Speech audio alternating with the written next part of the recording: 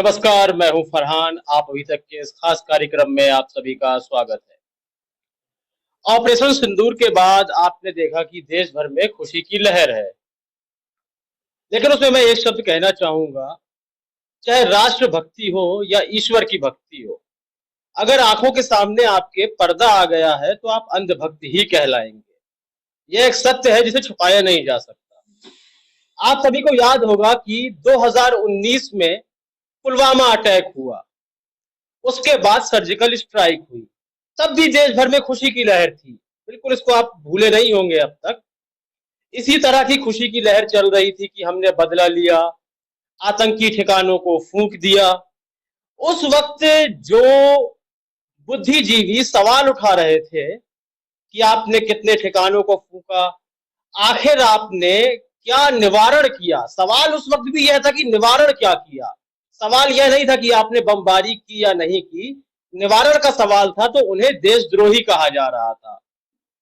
समय बीतता गया और ऑपरेशन सिंदूर हमें करना पड़ा। पहलगाम में जिस तरह का हमला हुआ, तो इससे यह एक बात साबित हो गई कि पुलवामा हमले के बाद जो सर्जिकल स्ट्राइक की गई थी वह कामयाब नहीं हुई थी।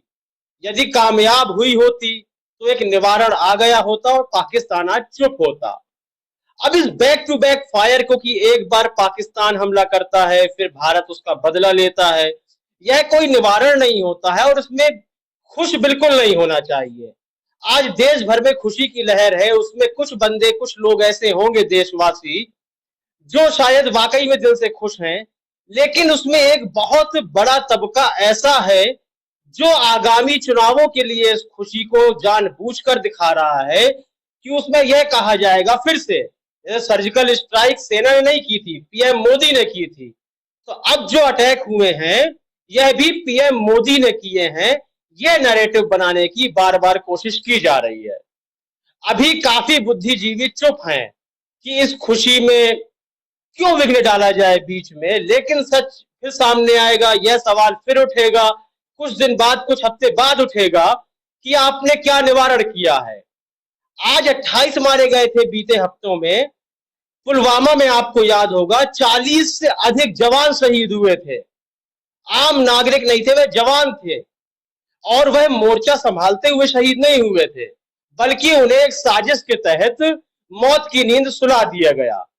जनता तब भी खुश थी, जनता आज भी खुश है, लेकिन अब तक किसी ने यह सवाल करने की कोशिश नहीं की सरकार से कि आपने ऐसा कौन सा निवारण किया है कि आने वाले समय में पाकिस्तान के द्वारा इस तरह की घटना को अंजाम नहीं दिया जाएगा। ऑपरेशन सिंदूर की बात कर ले यदि आप, जैसे ही पाकिस्तान पर भारत ने मिसाइल बरसाए हैं, पुंछ जिले में गोलाबारी फिर शुरू हो गई। तो देखिए, इससे यह साफ हो जाता है कि अभी कोई निवारण नहीं निकला है और खुश होने की आवश्यकता तो बिल्कुल भी नहीं है, क्योंकि यह युद्ध अभी चल रहा है। अभी ना पाकिस्तान जीता है, ना भारत जीता है, ना कोई हारा है।